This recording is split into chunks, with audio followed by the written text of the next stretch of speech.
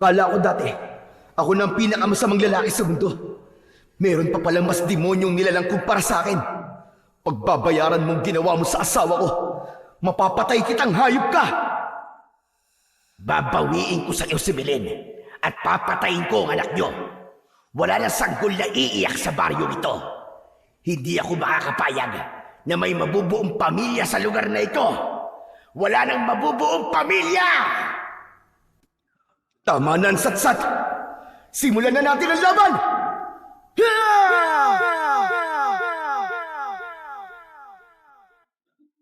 Magandang araw po sa inyong lahat. Sa araw po na ito ay mapapakinggan po natin ang buhay ng sabongerong Senato. Dahil sa kanyang pagiging sabongero ay nagkahiwalay silang dalawa ni Milen. Umuwi ito sa kanilang probinsya habang ipinagbubuntis ang anak nila. At dahil mas nanaig kay Nato ang pagmamahal niya sa asawa, sumunod siya sa probinsya nito. Kaya lang ay bigla silang inatake ng isang kampon ng kadiliman habang sila ay papunta sa bahay ni Milen. Dito niya makikilala ang isang antingerong matanda na magbibigay sa kanya ng kakaibang mutya ng tahig ng manok. Magtagumpay kaya siya laban sa puwersa ng pinuno ng mga aswang? Ano kaya ang aral na matututunan niya sa pagsubok na kanilang haharaping mag-asawa? Sama-sama po nating pakinggan ang kwento ng pakikipagsapalaran ni Nato laban sa kampon ng kadiliman.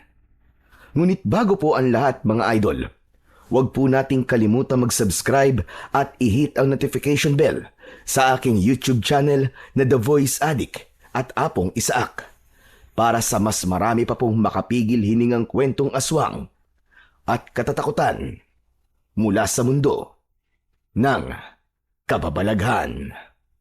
Umpisahan na po natin ang kwento. Ayoko na! Ayoko na, Nato! Sawang-sawa na ako! Sawang-sawa na ako sa mga panunumbat mo sa akin! Kung mas mahalaga sa'yo mga manok mo kaysa sa akin na asawa mo, ang mabuti pa, tapusin na natin ang pagsasama natin. Pagod na rin ako maging pangalawa sa mga manok mo. Ba't sino ba ang tinakot mo, ha? Hinahamon mo ba ako? Sige, hindi kita pipigilan, umalis ka. Umuwi ka dun sa inyo. Kesa naman na araw-araw kong nakikita ang pagbumuka mo. Mabuti nga yun, nang mawala ng malas sa buhay ko. Anong sabi mo? Ako? Ako malas? Malas ba ang tingin mo sa akin, ha, Nato? Hindi ako malas sa buhay mo, Nato. Nagkakaganyan ang buhay mo dahil yan sa ugali mo. Kaya wag mo sa akin maibintang-bintang ang kamalasang sinasabi mo. Dahil dyan sa kadikan mo sa pagsasabong, kaya ka bumabagsak. Lumayas ka na nga lang. Kung gusto mong umalis, sige.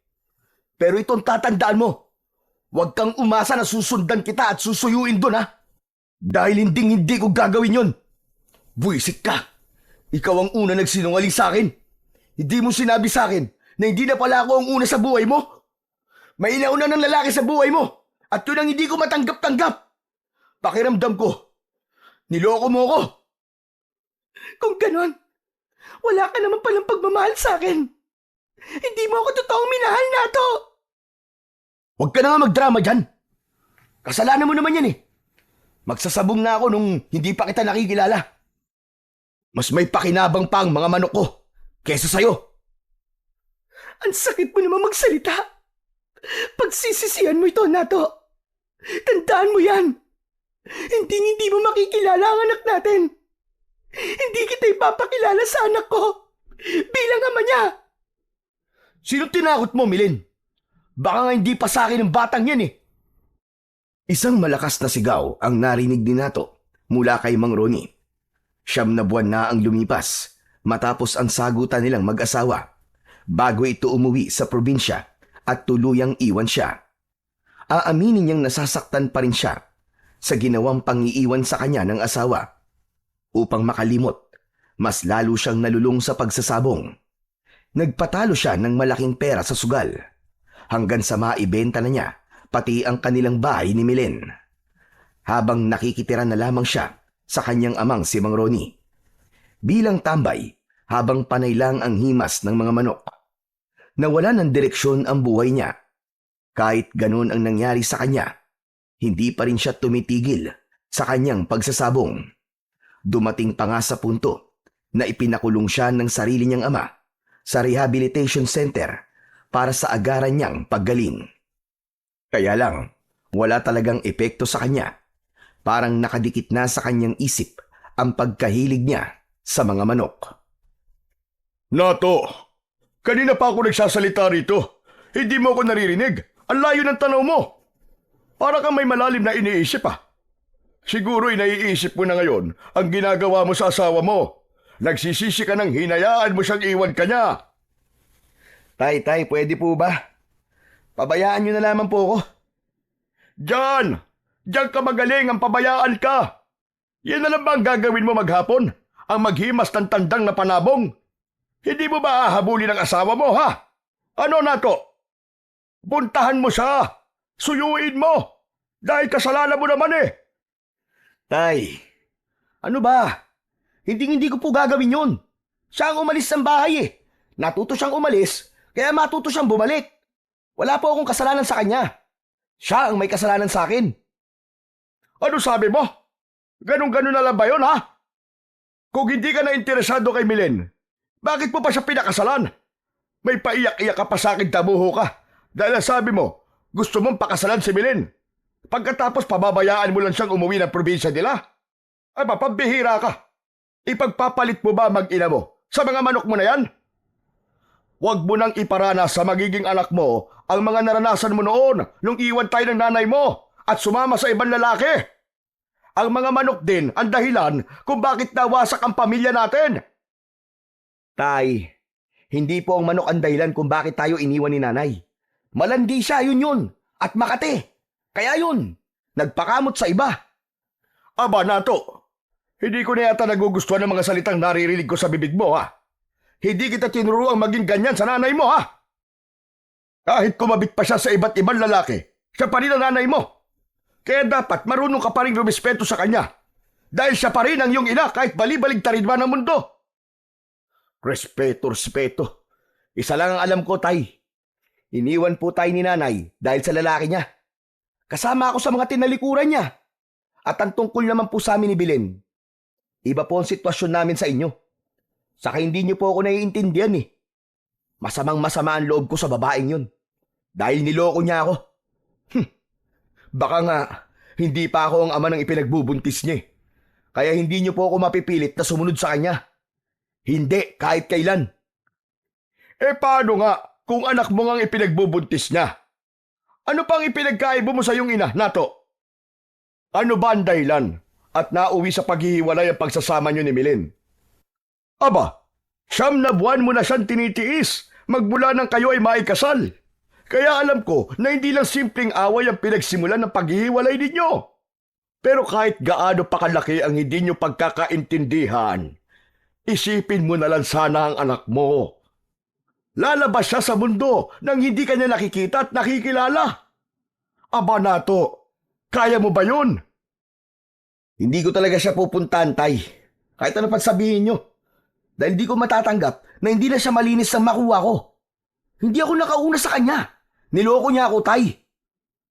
Niloko niya ako Tinamaan ka pala ng lintik Hindi naman pala si Milen ang mahal mo, kundi ang sinapupunan niya. Walang hiya ka talaga.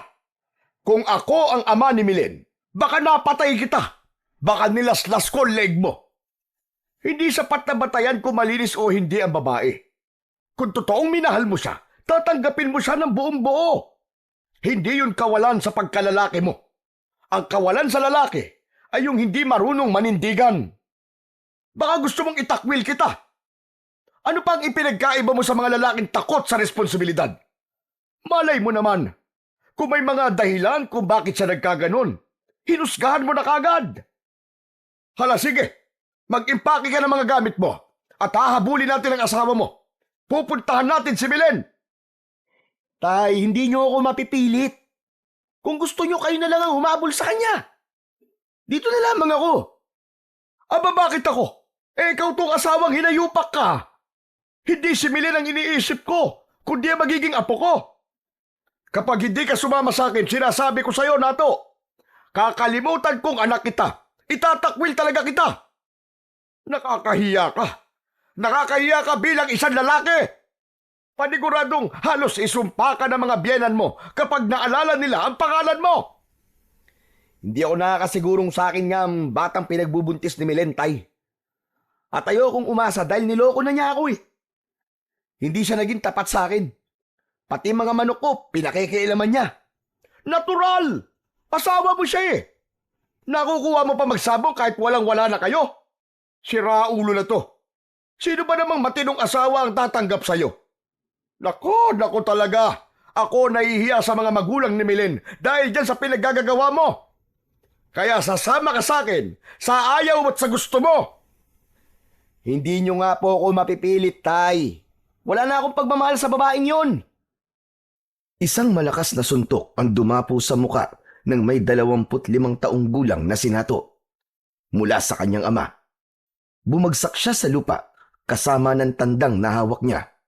Lumipad itong papalayo sa kanya habang nakaupo siya sa lupa. Galit na galit niyang hinaplos ang pumutok niyang labi, lalo na nang dumaloy ang mainit niyang dugo sa kanyang baba. Pero mas galit ang may 55 taong gulang na si Mang Ronnie sa kanya. Kaya naman ay hindi siya nakapagsalita at tinanggap na lamang niya ang masasakit na salita mula sa kanyang ama. Siyam na buwan kitang hinayaan na mabuhay ka ng mag-isa kasama ang mga manok mo na yan, Nato. Huwag mong kalimutan na marami ang bagay na mas mahalaga dyan at meron kang responsibilidad. Asawa mo si Milen. Sa tingin ng mga tao at sa mata ng Diyos, nakakahiya ka. Kabuanan ng asawa mo pero wala ka sa tabi niya. Alam mong mahal ka ng asawa mo, kaya't mahiya ka sa sarili mong pagmumuka. Hindi ko naman po kayo masisisi kung bakit kayo nagagalit sa akin. Pero Tay, isipin naman po ninyo ang nararamdaman ko. Nararamdaman? Nararamdaman ano na to? Hindi ikaw ang biktima rito, ha? Inalisan mo ng dignidad ang asawa mo bilang babae. Si Milen ang biktima rito at hindi ikaw. Wala namang nawawala sa lalaki. Pero ang asawa mo, naisip mo ba kung ano mararamdaman niya nang umuwi siya sa kanilang probinsya, ha? Imulat mo ang mga mata mo at isipan mo. Habang nagpapasarap ka rito, ang asawa mo nagdudusa, nasasaktan sa mga panlalait na mga tao sa kanila. Naisip mo ba yon? Kung hindi lang talaga kita anak, baka napatay na kita. Tila nawala ang sama ng loob ni Nato nang marinig ang sinabi ng kanyang ama. Bigla siyang natauhan sa maling desisyon niya. Hindi niya naisip ang nararamdaman ni Milen, kung ano ang epekto ng ginawa niya sa kanyang asawa. Biglang umagos ang masaganang luha sa tigkabilaan niyang pisngi. Ni minsan ay hindi niya naisip na magkakaganon ang pagsasama nila dahil malambing at mapagmahal na asawa si Milen. Siya pa nga ang maraming nakakarelasyong mga babae, pero ni minsan ay hindi siya hinusgahan ni Milen. Tinanggap siya ng buong buo ng kanyang asawa. O ano? Iiyak ka na lang dyan na parang ikaw pa ang biktima. Sige, himasi mo lang ng himasi ng mga manok mo. Tandaan mo, Nato, hindi ka aalagaan ng mga manok mo na yan kapag dumating ang araw na tumanda ka na. Pamilya mo pa rin ang mag-aalaga sa'yo. Saka ka na lamang umiyak kapag dumating na ang panahon na kasusuklaman ka na ng mga anak mo. Umagos hanggang puso ni Nato ang lahat ng mga sinabing yun sa kanya ni Mang Ronnie.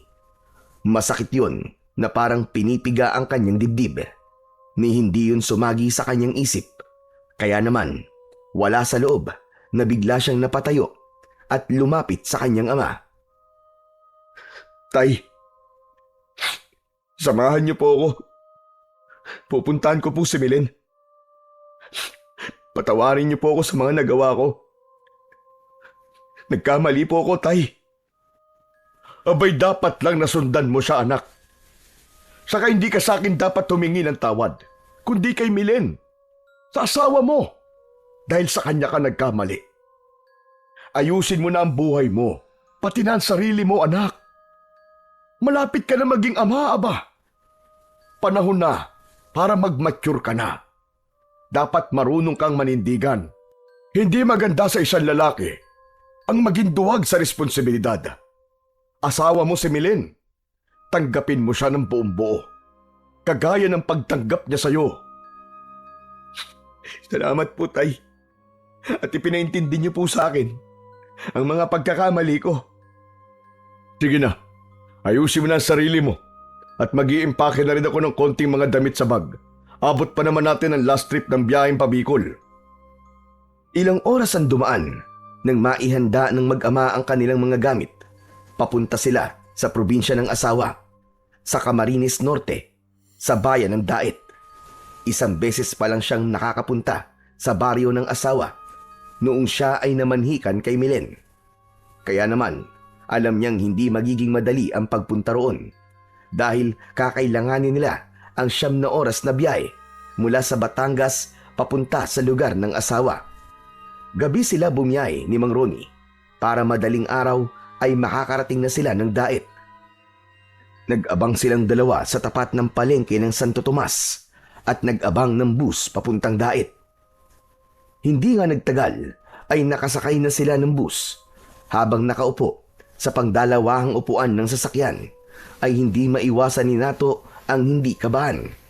Dahil alam niya na hindi magiging maganda ang reaksyon ng mga magulang ng asawa sa kanyang mga ginawa. Isang bagay na aminado naman siyang kasalanan niya. Kaya nga natatakot siya na baka kung kailan handa na siyang harapin ang responsibilidad sa asawa, ay saka pa naman siya hindi matatanggap ng mga ito. Inabala na lamang ni Nato ang kanyang sarili sa pagtingin sa labas ng bintana. Kahit ang nakikita lang niya ay ang kumikislap na mga ilaw sa bahay na nadadaanan nila. Pagkalipas ng 9 na oras ay sumakay naman sila ng tricycle papunta naman sa liblib na baryo ng Apulok. Isang baryong malayo sa bayan at iilan lang ang mga bahay na nakatayo. Pinahahalagahan ng mga taong nakatira rito ang bawat paniniwala at pamahiin ng bawat lahi o pamilya. Kahit maliit na baryo lang sila, ay meron silang magkakahiwalay na piyesta. Tahimik at parang may mga sariling mundo ang mga taong nakatira dito. Nandito na tayo. Mukhang napaagad dating natin dahil walang tao sa labas ng mga bahay. Parang nagbago ang bahay ni Milen ah. Saka nawala mga kapitbahay nila. Parang ang tahimik naman dito ngayon. Kaya nga po nagmukha na tuloy nakakatakot ang lugar na to. Nakatayo lamang sila sa labas ng bakuran ng bahay ni Milen habang pinagmamasdan nila ang bahay ng asawa na gawa sa kawayan at dahon ng anahaw. Malaki ang bahay nito at napapalibutan ng mga halamang gamot dahil ayon sa asawa ay trabaho ng ama nito ang magtinda ng mga herbal. Para sa itsura ng bahay, parang wala na roong nakatira. Bukod sa sirana ang dingding, ay masukal pa ang paligid at halatang walang nag-aalaga sa kubo. Grabe! Ang lungkot na talaga ng lugar na to, Tay. Saka tignan nyo, parang wala na pong nakatira sa bahay ni Milen. Wala ring ilaw. Bakit kaya? Kasalanan mo to eh. Kung mas maaga ka pang umuwi rito, nalaman mo sana kung ano na nangyayari sa asawa mo. Magkwekwentuhan pa sana ang dalawa nang mula sa kanilang likuran ay narinig nila ang boses ng isang lalaki. Nilingon nila ito at nakita nila ang lalaking nakatayo. Hapit ang damit nito sa katawan, kaya nakita niyang malaki ang pangangatawan ng lalaki. May dala itong tandang ng katulad ng kanyang manok habang nakangising lumalapit sa kanila. Kung si Milen ang hinahanap nyo, matagal na silang wala dyan. Si Lolo Sintu na lang ang nandyan at nagbabantay sa bahay na yan. Kanina ko pa kasi kayo pinagmamasdan eh. Mukhang hindi kayo taga rito eh. Ano ba sadya nyo kay Milen? Teka, sandali lang. Kailan pa ba umalis si Milen sa bahay na yan? At nasan siya ngayon? Ang huling balita ko tumira sila sa bundok sa gitna ng kakahuyan. Hindi kasi kinaya ni Milen ang kahihiyang sinapit niya nang hindi siya panagutan ng hayop na lalaking nakabuntis sa kanya. Kung sa bagay, mabuti naman yun nang wala na siyang asawa. Para maligawan ko na siya. Tila nagpantig ang tenga ni Nato sa sinabi ng hindi pa nakikilalang lalaki. Parang may sumaksak ng kutsilyo sa kanyang dibdib dahil sa sakit. Gusto niya itong suntukin sa muka at sabihin siya ang lalaking minura nito. Pero tama lang yun. Sinira niya ang buhay ng asawa at ngayon ay malayo na ito sa karamihan dahil sa ginawa niya. Nahalata naman ni Mang Ronnie ang galit sa mga mata ni Nato. Kaya naman, hinawakan nito ang kanyang kamay at ito ang nakipag-usap sa lalaking medyo mayabang ang dating para sa kanya. Masasamahan mo ba kaming pumunta sa bahay ni Milen? Nako, malayo ang bahay nila. Teka, mawalang galang na po. Sino po ba kayo? At ano po ang kailangan nyo kay Milen? Ako ang kanyang binan at si Nato naman ang kanyang asawa. Natigilan lang saglit ang lalaki at tumingin sa kanya ng mariin. Pero hindi ito humingi ng pasensya sa mga nasabi sa kanya. Sa halip, taas noo pa itong humarap sa kanya at pinagmasdan si Nato mula ulo hanggang paa. Para bang sinusuri nito ang itsura ni Nato. Medyo hindi na maganda ang pakiramdam ni Nato. Sa itsura ng reaksyon ng mukha ng lalaki ay para na itong nang-aasar sa kanya. Ikaw pala ang magaling na lalaking umabandona kay Milen. Pare, wala kang kwentang lalaki. Duwag ka sa responsibilidad mo sa babaeng pinagtaniman mo ng iyong binhi.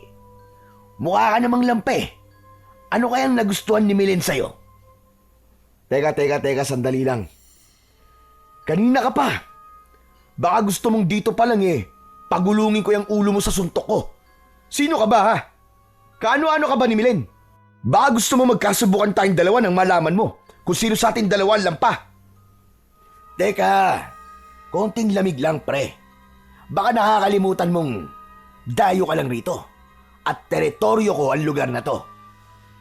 At tinatanong mo kung sino ako? Ako lang naman si Ethan, ang lalaking nababagay para kay Milen. Saka hindi ka na dapat sumunod sa kanya. Ako na lang sana ang bahalang mag-alaga sa asawa mo. Wala akong pakialam kung teritoryo mo to, hayop ka. Basta ang alam ko, kung saan ako nakatayo, yun ang teritoryo ko. Maangas ka pare Huwag mo ako matawag-tawag na pare. Hindi tayo magkaibigan para sabihin sa akin yan. Tara na nga tay, baka hindi ako makapagpigil dito Makapatay pa ako ng tao. Tignan na lang natin kung sino mamamatay sa ating dalawa. Teka, saan kayo pupunta? Akala ko ba magpapasama kayo sa akin? Hindi bali na lang. Salamat na lamang sa impormasyon mo. Isang makahulugang ngiti ang sumilay sa labi ni Ethan habang habol ng tanaw ang naglalakad na mag-ama. Habang sina Mang Ronnie at Nato naman ay hindi maiwasang hindi pag-usapan si Ethan. Kung hindi ko kayo kasama, tay, baka nasuntok ko na ang hambog na yun Ang presko ng dating. Ang sarap basagin ng muka. Teka, kanino ka ba talaga nagagalit, ha, Nato? Sa sarili mo o sa sinabi ni Ethan na balak niyang ligawan si Milen? Ay naman, Hindi talaga natin nalalaman ang halaga ng isang tao kapag hindi pa siya nawawala sa ating tabi. Pero kapag nalaman mo na meron ng ibang lalaki nagpapahalaga sa taong dati mong minahal, aba, masakit yun. At manghihinayang ka sa mga panahon na sinayang mo na dating ikaw pa ang mahal niya. Pero sana'y hindi pa huli ang lahat ng paghingi mo ng tawad sa kanya, anak. Sana maayos mo pa ang problema ninyong mag-asawa. tatanggapin ko po kung ano pong sasabihin sa akin ng mga magulang ni Milen, tay. Pero hindi ko po matatanggap na ligawan ng hayop na yun ang asawa ko. O ano? Ngayon ay alam mo na kung gaano kalaki ang mawawala sa'yo kapag pinakawalan mo pa si Milen. Tay, matanong ko nga po kayo. Kakampi ko po ba talaga kayo o kaaway? Parang ang lalaking yun po ang kinakampihan nyo eh. Wala akong sinasabing ganyan nato ah. Teka, tama kaya ang dang tinatahak natin? Sana pala, nagtanong muna tayo sa ibang tao bago tayo umalis sa dating bahay ni Milen. Paano pa tayo makakapagtanong? Naunahan na po tayo ng hambog na yun. Nako, ngayon lang po talaga kumulo ang dugo ko sa isang tao. O siya, tama na yan. Kung hindi kita anak, iisipin kong pagsiselos na yung nararamdaman mo at hindi na pagkulo ng dugo. Umabot halos hanggang tenga ang ngiti sa labi ni Mang Ronnie habang inaasar ang kanyang anak. Ipinagpatuloy ng mag-ama ang paglalakad papunta sa gubat na itinuro sa kanila ng lalaki. Kaya lang, ilang oras na silang nagpapaikot-ikot sa lugar ay hindi nila mahanap ang bahay nila Milen. Pampihira na yan. Mukhang niloko tayo ng lalaking yun, Taya. Naliligaw na po yata tayo ah. Paano mo naman nasabi? Di ba nga sabi niya malayo ang kinaroroonan ng bahay ni Milen? Dapat pa nga makaramdam ka ng awa sa asawa mo dahil ikaw ang dahilan kung bakit siya tumira sa ganitong klaseng lugar. Tignan mo nga ang itsura. Delikado ang lugar na to para kay Milen, lalo na't buntis siya. Kaya nga po mas lalo ako nakukonsensya sa ginawa ko eh. At parang gusto ko na po siya makita. Talagang pinagsisisihan ko na po mga nagawa ko sa kanya, Tay. Nakakahiya talaga ang ginawa ko. Talagang nakakahiya. Parang hindi ka lalaki. Ang babaw ng dahilan ng paghihiwalay nyo. Pero sobrang sakit para sa asawa mo. Kasi siya ang babae. Tara na nga po. At baka kung saan pa mapunta ang usapan natin.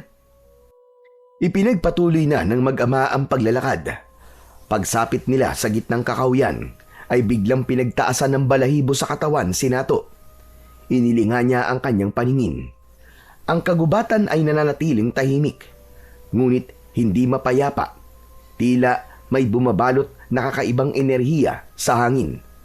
Ang mga puno ay matataas at masusukal ang daan mula sa mga natutuyong mga dahon. Bawat hakbang nila ay lumilikhayo ng ingay. Habang ang mga puno ng dao ay may baluktot at kulubot na mga ugat na tila maigpit na nakakapit sa lupa. Parang nagbabantay sa isang lugar na hindi dapat pinupuntahan ng mga tao. Hindi lubos maisip ni Nato, sa ganitong lugar gugustuhin tumira ng kanyang asawa. Tumingala si Nato habang naglalakad at nakita naman niya ang mga dahon ay gumagalaw kahit wala namang hangin. Para bang may hindi nakikitang presensya na gumagalaw sa dilim at lihim na nakamasid sa kanilang mag-ama. Sandali lang anak, magpahinga na muna tayo. Ay, nakakapanghina ang init ng paligid. Teka, nasa na ba tayo? Mukhang niloko nga tayo ng lalaking yun ah. Ang pagkakamali lang po natin, Tay. Naniwala po kagad tayo sa hayop na yun. Talagang kapag nagkita kami ng mayabang na yun, ay nako, talagang malilintikan siya sa akin. Pinagtripan pa niya tayo. Pabayaan mo na. Ang mahalaga ay mahanap natin ang bahay ng asawa mo. Magpahinga na muna tayo dito. Maupo ka sa ugat na to. Mukhang hindi po ako makakapagpahinga ng maayos, Tay. Nag-aalala po akong abutan tayo ng pagdilim sa lugar na to. Bukod pa ron, baka kung saan pa tayo dalhin ng paglalakad natin. Wala man lang tayong makitang tao o naglalakad na para mapagtanungan natin o mahinga ng tulong. Pambihirang lugar to. Parang walang mga nakatira. Habang hinahabol ni Nato ang kanyang hininga, ay panay din ang linga niya sa paligid. Nagbabaka sakali silang makakita ng kahit isang bahay na nakatayo sa kakahuyang yun. Pero wala talaga. Kaya nang makapagpahinga na sila, ay muli nilang ipinagpatuloy ang paglalakad. Kahit bahagya ng maihakbang ni Mang Ronnie ang mga paa nito. Hanggang sa hindi nila namalayan na malapit ng magdilim sa ilang oras nilang paglalakad sa lugar na yon, Halos kalahating araw na ubos ang kanilang oras sa paghahanap sa bahay nila Milen. Ay, nako. Parusa yata to sa akin, Tay, ah. Dahil sa lahat ng ginawa ko sa asawa ko. Matatanggap ko naman lahat ng parusa. Basta hindi kayo madamay, Tay. Huwag mo nang isipin na parusa to, anak. Tao ka lang din na nagkakamali. May dahilan kung bakit tayo napunta sa lugar na to. Sana pala nagtanong na muna tayo sa iba bago tayo naniwala dun sa itan na yun. Hindi ko naman po akalain na makakahanap kagad tayo ng balasuba sa tao eh. Sinadya niya to, Tay. At hindi ko hahayaan na hindi niya pagbabayaran ng ginawa niyang to sa atin. Naubos na ang kanilang oras sa pagpapahinga sa ilalim ng puno ng nara dahil hindi na rin nila matandaan kung saan sila unang dumaan. Mabuti na lamang at meron silang baon na tinapay na pinagong na nabili nila sa Sariaya. Pasalubong niya sana yon kay Milen dahil alam niyang paborito yon ng asawa. Masyado silang nalibang sa paghahanap ng mga bahay sa gubat. Kaya't pati ang tanghalian ay nakalimutan na nila. Habang kumakain ay hindi maiwasan ni Nato na hindi pagmasdan ang kagubatan kapag ito ay nasisikatan ng bilog na buwan. Ang hangin ay malamig, ngunit may kakaibang bigat. Dala ang halimuyak ng nabubulok na kahoy at halumigmig ng kagandahang unti-unting nilalamon ng kadiliman. Nararamdaman niya ang lamig ng simoy ng hangin sa kanyang balat. Maging ang liwanag ng buwan ay bahagyang sumisiksik sa pagitan ng mga sanga. Nagbibigay ng malamlam na liwanag sa kagubatang puno ng anino. Bigla niyang naramdaman na parang hindi sila nag-iisa sa lugar na yon. Kaya ang pagmuya ni Nato sa tinapay ay saglit niyang itinigil at napatayo sa kanyang kinauupuan. Ganon din si Mang Ronnie na parabang nararamdaman din ito ang nararamdamang kilabot ni Nato. Bumilis ang tibok ng kanyang puso dahil sa pag-aalala. Tay, pareho po ba tayo ng iniisip? Siguro, anak. Dahil probinsya ito at liblib ang lugar. Malamang na may aswang sa gubat na ito. Naku po, sana hindi mangyari sa atin yung ilang nababalitaan ko, napapanood ko sa TV na nabibiktima ng aswang. Sana, Tay, walang grupo ng mga kanibal dito. Tinamaan ka na lintik na bata ka. Imbis na tumawag ka sa Diyos, puro ka kanibal. Hindi totoo ang kanibal dahil dito sa baryo, aswang ang uso rito at malamang na makakasagupa natin sila ngayon. Kanina ko pa nararamdaman na mayroong mga matang nakatingin sa atin. Mga nilalang na nag-aabang lang sa paligid. Nagkukubli sa dilim. Ayoko na, Tay. Umuwi na po tayo. Umuwi? Sira ka ba? Kung alam natin ang daan pa uwi, hindi na tayo aabutan ng pagdilim sa gubat na to. Ang problema kasi ay naliligaw tayo ngayon. Kaya nga tayo nakakulong sa gubat na to eh. Talaga mapapatay ko ang lalaking yun, Tay. Lintik lang talagang walang ganti sa ginawa niyang to sa atin. Malilikot ang mga mata ng mag-ama na alistong nakatingin sa paligid habang hawak ang kanilang bag at nabitiwan na pati ang kanilang kinakain. Mabilis din ang tibok ng puso ni Nato dahil sa pag-aalala at takot na rin sa mga nilalang na nasa paligid. Hanggang napako ang paningin ni Nato sa isang nilalang na nakatayo sa tapat ng liwanag ng buwan. Isang kakaibang hayop ang gumagala sa kadiliman habang pabalik-balik sa paglalakad sa kanilang harapan. Nanigas ang kanyang katawan at pareho silang mag-ama na hindi makapagsalita. Tila nabibingi si Nato sa lakas ng huni ng nilalang. Ang kanyang itsura ay tulad ng isang manok. Ngunit sa halip na pangkaraniwan lamang ang katawan, nagtataglay ng nakakatakot na anyo ang nilalang na yon. Ang balahibo ay magaspang at may bahid pa ng mga dugo na kakulay ng pangkaraniwang tandang. Ang mga mata ay mapula, tila nagbabagang apoy na kumikislap sa liwanag ng buwan.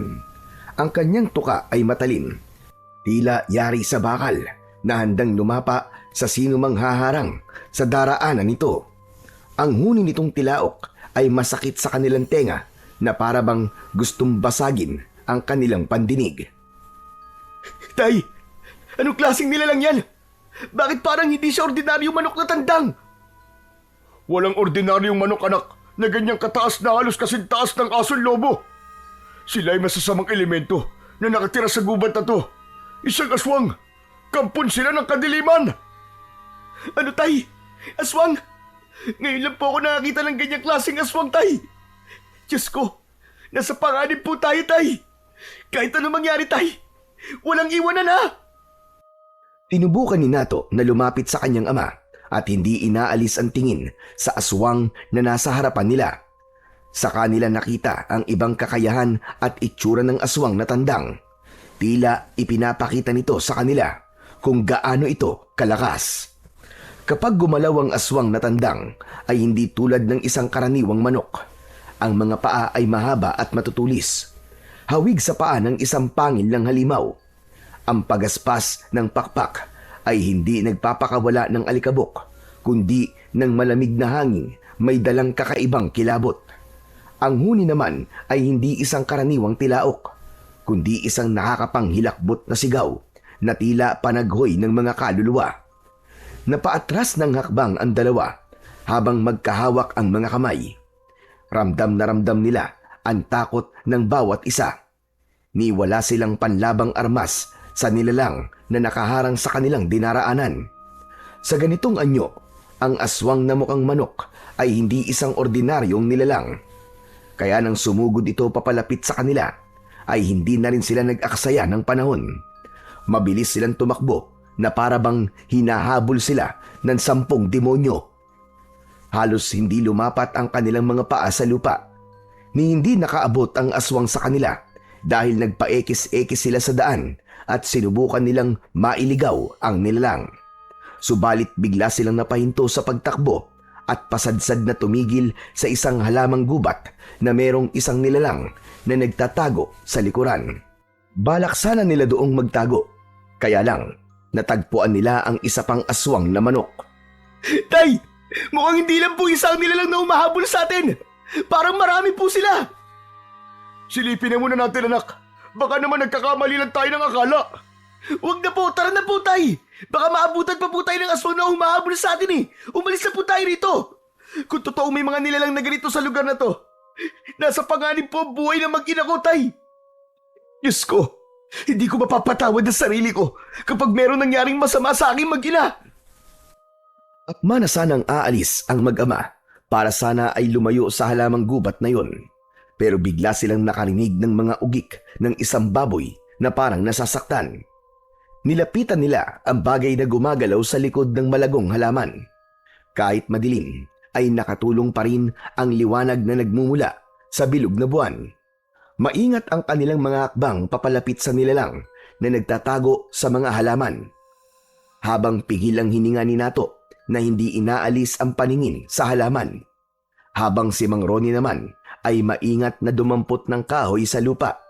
Saka itinutok sa unahan ng kanilang daan. Dahan-dahang hinawi ni Nato ang mga dahon habang mabilis ang tibok ng kanyang puso. Ganon na lamang ang panlalaki ng kanyang mga mata nang makita ang nilalang na nakatayo sa harap ng baboy ramo. Hindi siya kagad nakapagsalita sa mga nakikita, ni hindi sila gumalaw sa pagkakatayo upang hindi sila lumikha ng ingay na kukuha sa atensyon ng aswang na abala sa paglapa sa katawan ng baboy ramo. Nakatalikod ito sa kanila. Napalunok siya ng laway nang makitang nakahiga ang isang duguan na baboy ramo sa lupa, habang wakwak ang tiyan nito at nakaluwa ang mga lamang loob. Mabilis na tinuka-tuka ng malaking manok ang tiyan ng baboy at iniinom ang dugo habang tumitingala pa sa langit. Sarap na sarap ito sa lasa ng karne. Malalaki ang tuka ng manok na kayang bumutas ng tiyan ng hayop. Nagsipagtayuan ang mga balahibo nila sa katawan, lalo na nang bigla itong humarap sa kanila. Dala ng labis na pagkabigla, napaatras ng hakbang si Nato. Tay, anak ng Teteng, nakita niya po tayo. Nato, anak! Diyos ko! Tay, katapusan na po yata natin. Ano na po ang gagawin natin? Nanginginig ang mga tuhod ni Nato na napaupo sa lupa. Hindi niya inaalis ang tingin sa papalapit na manok habang wala itong tigil sa kakalika ng ingay na para yung nagtatawag ng kasamaan. Si Mang Ronnie ang unang nakabawi sa pagkakabigla. Humarang ito sa unahan ni Nato. Nato, anak, tumayo ka! Bilisan mo! Maghanap ka ng kahoy na magagamit mo panlaban sa kanya! Malakas ang kutob kong ang paghuni niyang yun ay pagtatawag ng kanyang mga kasamaan. Bilisan mo na! Hindi tayo dapat magpapaya sa mga aswang na to. Hindi nila tayo tatantanan hanggat hindi nila tayo napapatay. Mabilis na tumayo si Nato at dinampot ang bilog na kawayan na malapit sa kanyang kinatatayuan. Tumulong siya sa kanyang ama. Nakatutok na rin ang kanyang patpat sa nilalang na may mapupulang mga mata. Napansin ni Nato na hindi normal ang mga paa ng manok dahil sa mahahaba nitong mga kuko na katulad sa uri ng isang talim na parang sa espada. Dahan-dahan itong humakbang na parang gumigiri sa kanila. Tila isang panabong na manok na umaaligid sa kalaban habang nakababa ang kanang pakpak. Ang balahibo nito sa pakpak ay meron ding mga tinik na kayang sumugat sa katawan ng tao na aatakihin ito. Lumayo ka! Lumayo kang halimaw ka! Patakasin mo na kami! Kung ayaw mo masaktan! Pero hindi natinag ang aswang na manok. Tuloy lang ito sa paghakbang papalapit sa kinaroroonan nila. Bigla sila nitong tinalunan sa kanilang paanan. Pagbagsak ay nakatusok na ang tuka nito sa binti ni Nato. Napasigaw siya sa sobrang sakit na parang hinuhukay ang kanyang kalamnan. Naramdaman din niya ang mainit na likidong umagos mula sa sugat. Dahil sa galit ni Mang Ronnie sa ginawa ng aswang kay Nato, sumugod ito sa nakatayong manok. Tay! Lumayo po kayo sa kanya! Mapapahamak po kayo! Pero hindi siya pinansin ng kanyang ama. Tuloy lang ito sa pagsugod sa nakatayong manok habang nakatingala sa langit na tila iniinom ang natirang dugo sa tuka nito. Pinilit ni Nato na tumayo at lumapit sa kanyang ama. Kahit paika-ika siya sa paglalakad, ay mabilis niyang iwinasiwas ang kanyang patpat at tinamaan ng aswang sa ulo nito. Bumagsak ang manok sa lupa habang pagalaw-galaw pa ang paa. Hindi ito kagad nakatayo, kaya't sinamantala ni Nato at Mang Ronnie ang pagkakataon na yon. Nilapitan nila ito at halinhinan silang mag-ama na humahampas sa nakahigang manok. Hindi ito makagalaw dahil hindi nito maintindihan kung ano ang unang iiwas para hindi tamaan ng pag-atake nila. Kaya naman, bigla itong nagpalit ng anyo bilang isang tao. Tumambad sa kanilang paningin ang sugatang lalaki.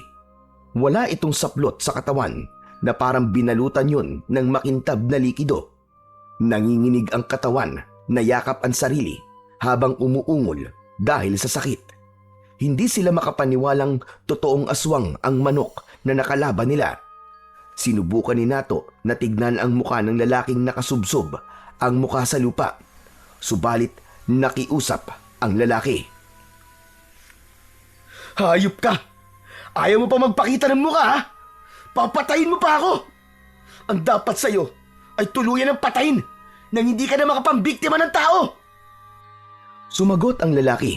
Kahit na kailan ay hindi raw ito tumikim ng laman ng tao. Napilitan lang daw itong saktan siya dahil ipinagtatanggol lamang nito ang sarili. Biktima lang din daw ang lalaki pero hindi naniwala si Nato. Sinubukan niya itong lapitan. Tangka na sanang ibabao ni Nato ang hawak niyang kawayan nang sumigaw ang lalaki habang nakasubsob pa rin ang muka sa lupa. Sinabi nito na hindi nila kagustuhan pumatay ng mga tao o maminsala man lang ng mga tao. Hindi lang daw niya napigilan ang sarili nito kapag nasaan yung aswang at nakakaramdam ng gutom. Kaya ang nakabitin na kawayan sa ere ay dahan-dahang ibinaba ni Nato. Kaya lang, biglang dumating ang isa pang aswang na una nilang nakita sa daan. Halos pagsakluban ng langit at lupa ang mag-ama nang makita nilang inatake nito ang nakahandusay na lalaki at walang ano-ano ay tinuka nito ang kauri. Hindi na nagawang iligtas ni Nato ang lalaki Sunod-sunod nitong pinagtututuka ang katawan ng kaawa-awang biktima. Hindi! Tay! Tulungan natin siya! Pinapatay at tinutuka niya ang kanyang kauri! Hindi na, anak! Tara na! Tumakas na tayo! Wala na tayong magagawa pa! Patay na siya! Sa palagay ko, marami silang mga nilalang na nakatira rito! Hinila na ni Mang Ronnie ang natutulalang sinato habang nanlalaki ang mga mata nitong nakatingin din sa ginagawa ng aswang na manok. Mabilis ang naging pagkilos ng mag-ama at sinugod ang madilim at masukal na kagubatan para lang makalayo sa mga nilalang na nagtatangka sa kanilang buhay. Subalit hindi pa man sila tuluyang nakakalayo ay may humarang na manok sa kanilang daan. Isang nakakatakot na nilalang na mukhang tandang. Ang mga mata nito ay halos nakaluwa na parang sa palaka. Dala ng matinding takot ay napasigaw na ng malakas si Nato. Tulong! Tulungan niyo kami! Wala na! Patay kung patay na to, Nato! Hindi tayo magpapakita ng takot sa kanya! Lalaban tayo, anak! Para sa mga buhay natin! Tay, sinusumpa ko. Kapag may nangyari sa inyo na dahil sa mga nilalang na yan, ako magsisilbi nilang anino na papatay sa kanila. Hindi na nagsalita pa si Nato. Sa halip, matapang niyang hinarap ang nilalang na patuloy sa pagakbang papalapit sa kanila. Tila pinapalibutan na sila ng mga aswang. Kahit anong lakas ng pagsigaw ni Nato kanina ay parang walang nakakarinig sa kanya. Sumugod si Nato. Ubod lakas niyang ipinalo ang hawak niyang kawayan sa manok. Ngunit naputol yun. Kaya ang ginamit niya ay ang bag na nasa likod niya. Iwinasiwas niya yun sa hangin upang hindi makalapit ang aswang.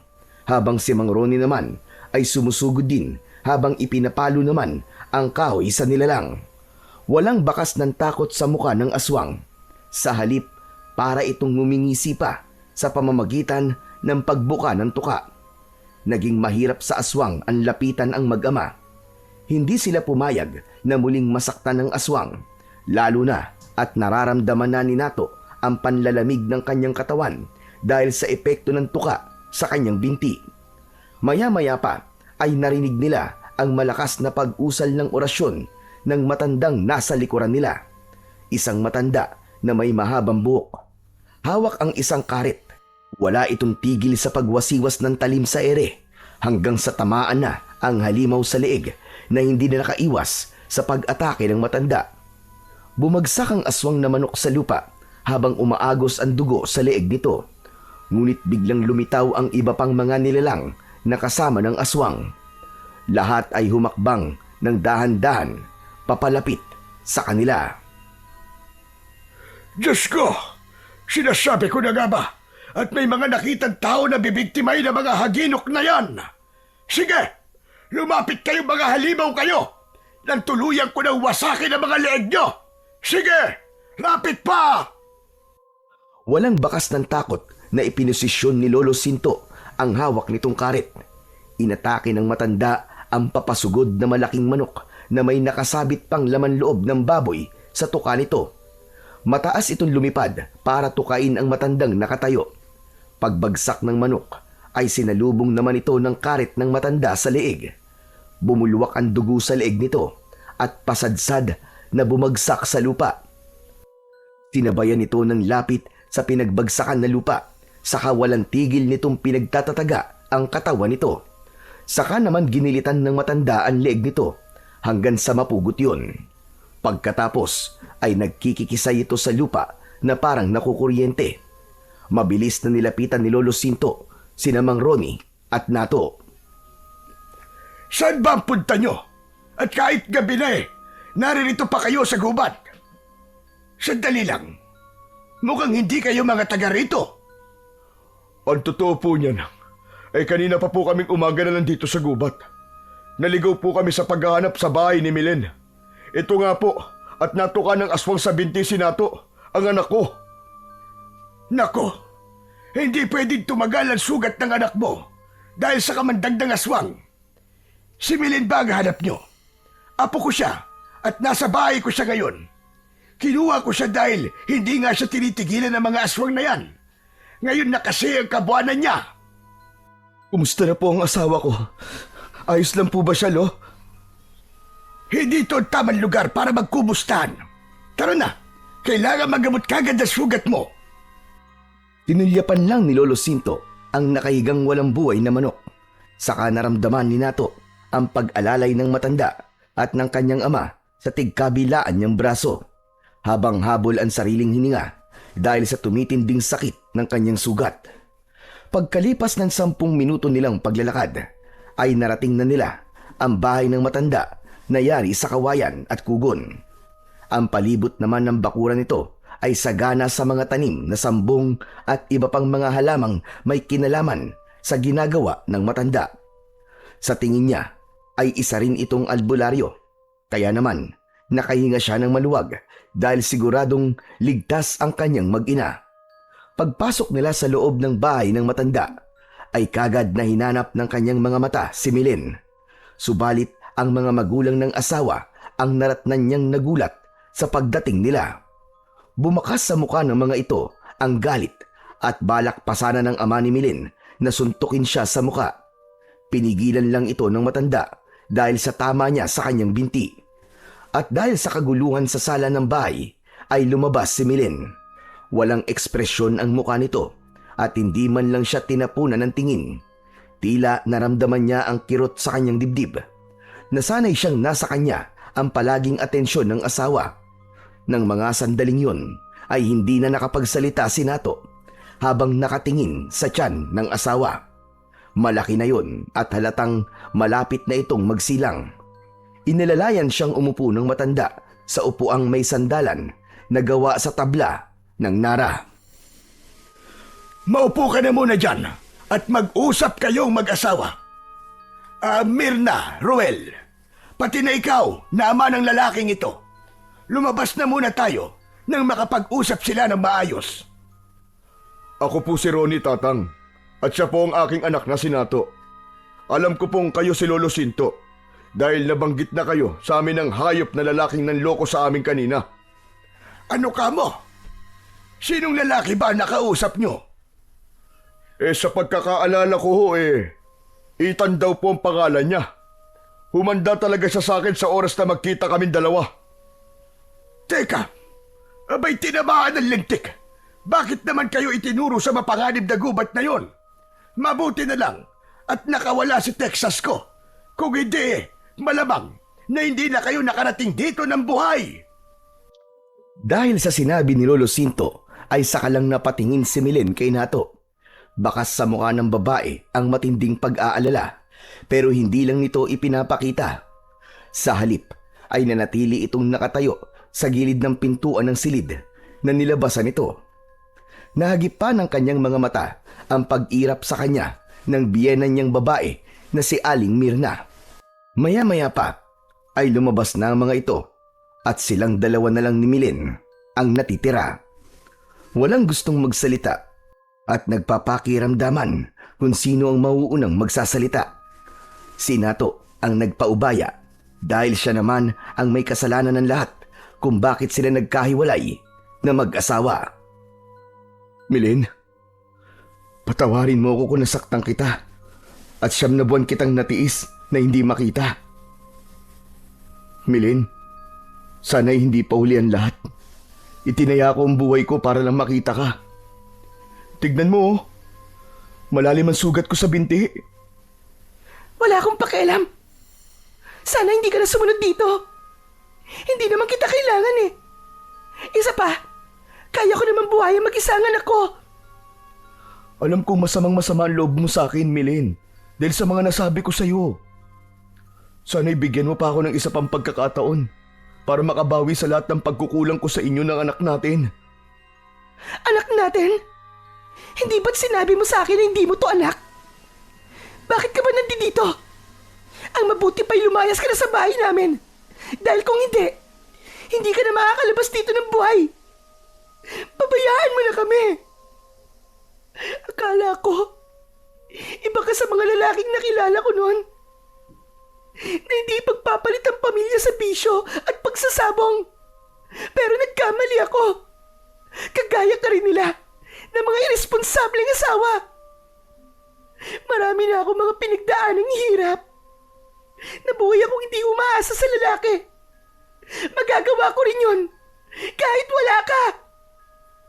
Sinasabi mo bang hindi na tayo magkakaayos, Milin? Hindi mo na ba ako matatanggap ulit sa buhay mo? Huli na. Huli na para humingi ka ng tawad sa akin. Habang buhay kong maaalala ang lahat ng masasakit na salitang sinabi mo sa akin. Parang may kutsilyong paulit-ulit na sumasaksak sa kanyang dibdib nang marinig niya ang mga katagang yun mula sa kanyang asawa. Tila wala nang sasakit pa ang salitang yun sa sugat na tinamo niya kanina. Hindi siya nagpahalatang apektado siya sa sinabi ni Milen. Sa halip ay hindi na siya nagsalita dahil pakiramdam niya ay para siyang nauupos na kandila. Etong tela. Kunin mo at punasan mo ang sugat mo. Marami ng dugong umaagos sa binti mo. Ipagamot mo yan kay Lolo. Dahil siyang may kakayahang kumontra sa laso ng haginok na tumuka sa'yo. Alam mo bang ang binibiktima ng mga haginok ay ang mga lalaking mahihilig na magsabong? Pati na mga buntis ay wala rin ligtas sa kanila. 9 na buwan kitang hinintay. Takot na takot ako. Dahil gabi-gabi ay may umaaligid sa bahay namin. Idagdag pa ang masasakit na naririnig ko sa mga tao tungkol sa akin. Para na nila akong paulit-ulit na pinapatay. Patawad. Patawarin mo ako, Milin. Hindi ko sinasadya. Nadala lamang ako ng emosyon ko. Hindi na may babalik ng pasensya mo. Ang sakit na mga pinagdaanan ko sa piling mo. Sige na, kunin mo na tong tela. At tapos na ang pag-uusap natin. Magpapahinga na ako. Marami pa sanang sasabihin si Nato kay Milen. Kaya lang ay inihagis nito sa kanya ang tela at mabilis na tumalikod. Pumasok ito sa kwarto nito at nagsara ng pinto. Naiwan siyang natitigilan habang hawak ang tela. Ipinunas niya yon sa kanyang sugat sa binti. Malalim ang tama ng tuka ng manok sa kanyang binti. Nanginginig ang kanyang kalamnan. Bigla siyang nakaramdam ng panlalamig ng katawan. Nangihina siyang napahiga sa kahoy na kanyang kinauupuan at hindi mapigilan ang paglabas ng kanyang laway sa bibig. Hindi na rin niya maigalaw ang mga kamay, bagay na gusto niyang pagtakaan. Pero nasa labas sina Lolo Sinto, Mang Ronnie at ang mga biyenan niya. Kaya hindi niya mahihingi ang tulong ng mga ito. Dahil unang-una ay biglang nawala ang boses niya. Nanigas ang kanyang panga at nagkiskisan ang kanyang mga ngipin dahil sa sakit. Yun marahil ang epekto ng laso ng tuka ng sinasabi nilang haginok. Maya-maya pa ay nakaramdam na siya ng antok. Ganon din ang unti-unting pagbagsak niya sa saig na yari sa kawayan. Kaya't napaigik siya sa sobrang sakit. Nawalan siya ng malay habang ang huling nararamdaman niya ay ang walang tigil na pagkikikisay ng kanyang katawan. Kasabay ng pagbitaw niya ng tela, ang malakas na pagsigaw ng takot na si Milen. Dumilim ang kanyang paningin hanggang sa wala na siyang narinig na ingay.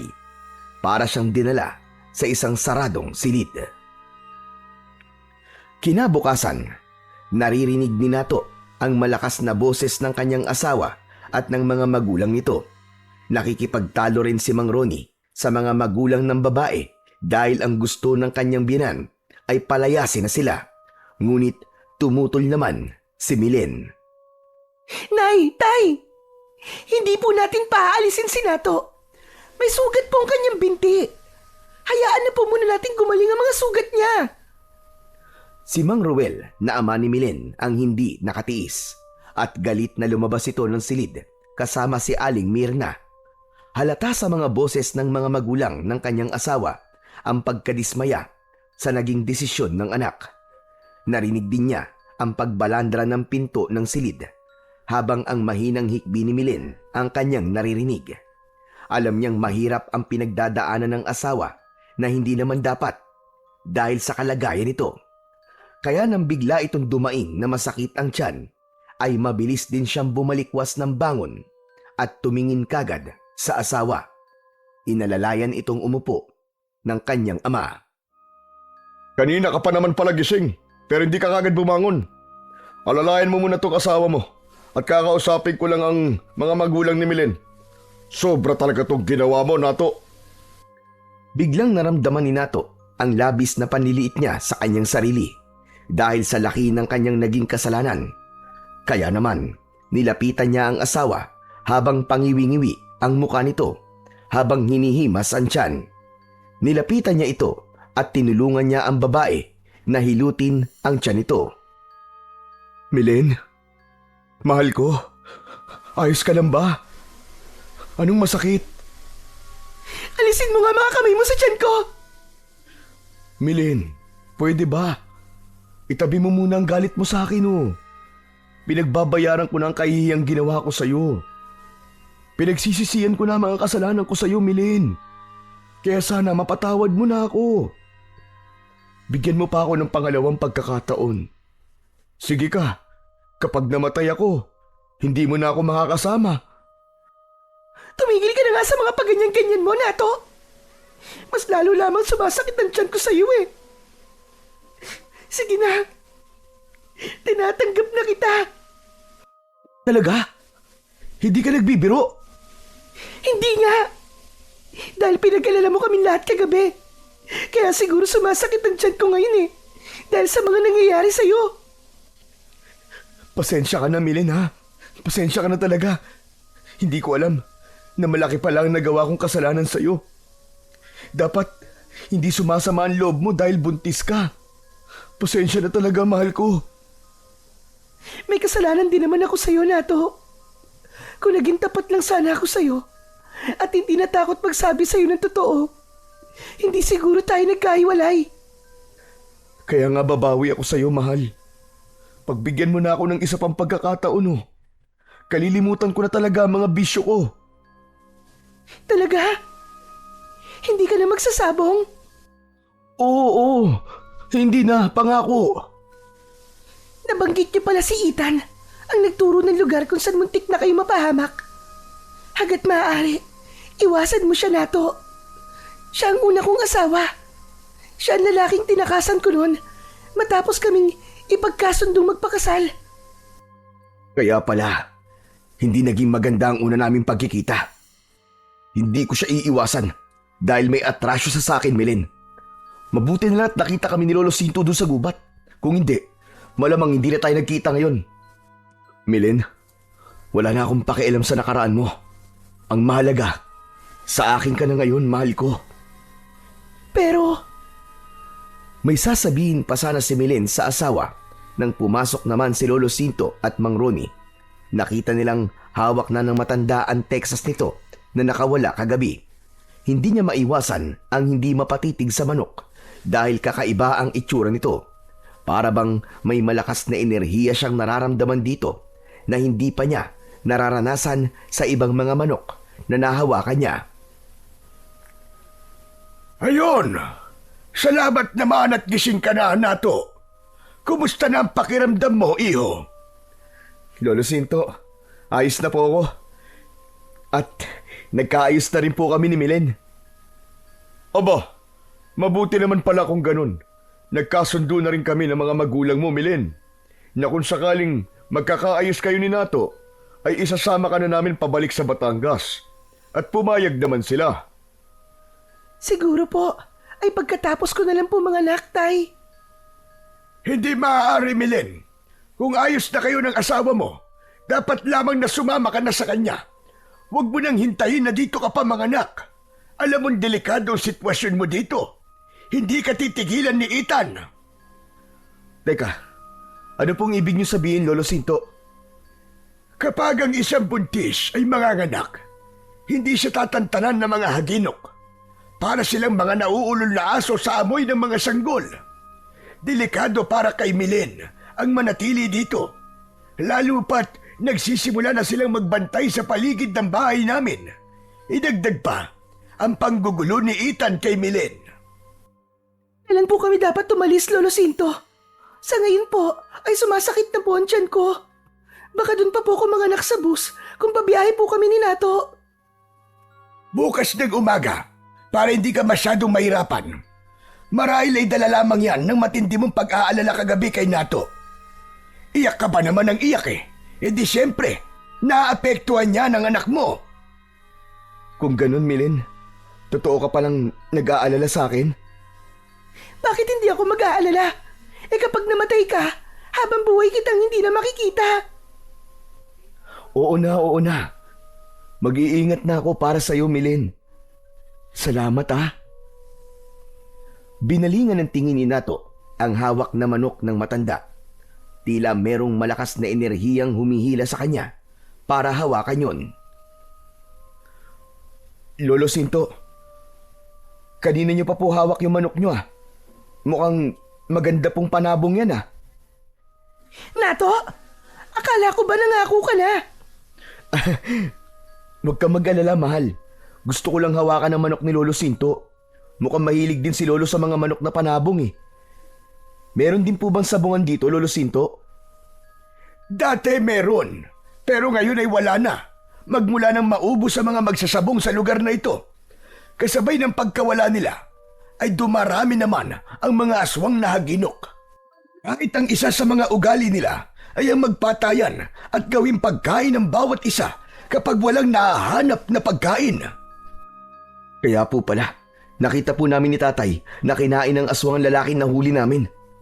Kinakain din pala nila ang kapwa aswang nila. Teka, paano nga po palang nawala ang mga magsasabong? Lahat sila ay naglaho na parang bula.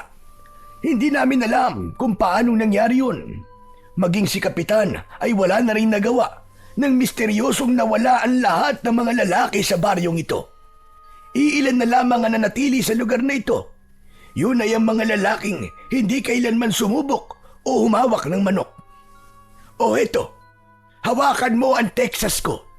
Hindi ko yan inilalaban sa ibang mga manok dahil hindi isang ordinaryong manok ang Texas na yan. Nakakunot ang noo ni Nato nang tanggapin niya ang manok na Texas. Naramdaman niya ang balahibo ng manok sa kanyang palad. Bigla siyang nakaramdam ng kakaibang saya, pero kagad niya yung nabitiwan nang biglang nakakita siya ng liwanag mula sa manok at nakita niya ang kanyang sarili na nakikipaglaban sa mga aswang na haginok habang ang kanyang asawa ay umiiyak dahil nakuha ito ng mga aswang. Nagpalipat-lipat ang kanyang paningin sa muka ni Lolo Sinto at sa manok na nakalapag sa sahig. Oh, bakit mo naman binitiwan ang manok ko, Nato? Kasi po Nato, sabihin mo na. May nakita kong liwanag sa kamay mo. Magsalita ka, Nato. Sa pagtataka ng lahat, ang nabitiwang manok ay hindi umalis sa harapan ni Nato. Nakatingala ito sa kanya habang ang mga mata ay nakatitig sa kanyang muka. Hindi kagad nakapagsalita si Nato at nagtatakang napatitig sa mata ng matanda. Lolo Sinto, ano pong klaseng manok yan? Bakit bigla po ako nakakita ng liwanag at nakita ko ang sarili ko na nakikipaglaban sa mga halimaw na umatake sa amin sa gubat? Ngayon na nagiging malinaw sa akin kung bakit kayo nilapitan ni Ethan at kung bakit ka napunta sa baryong ito, Nato. Ang nakita mo ay tanda ng isang pangyayaring mangyayari pa lamang. Malamang, nahuli na para bumiyahe si Milen paaris sa lugar na ito dahil nanganganib ang kanyang buhay mamayang gabi at si Milen ay magsisilang na ng sanggol. Dahil ang manok na yan ay alaga ng isang engkantadong namatay habang ginagamot ko. Ano po, Lolo Sinto? Engkantado? Parang ang hirap naman po yatang paliwalaan ng mga sinasabi nyo. Kung nakita mo nga ang liwanag na sinasabi mo, malamang na ikaw ang tinutukoy ng engkantadong tinulungan ko. Ayon sa kanya, isang lalaking mandirigma ang pipiliin ng kanyang alaga na lalaban sa puwersa ng mga aswang na haginok. Sandali lang po, Lolo Sinto. Parang naguguluhan po ako sa sinasabi niyo eh. Ano po bang pinagsasasabi niyo sa anak ko? Imposible naman pong siya ang pinili ng alaga niyong manok. Sandali lang, at may ipapakita lang ako kay Nato.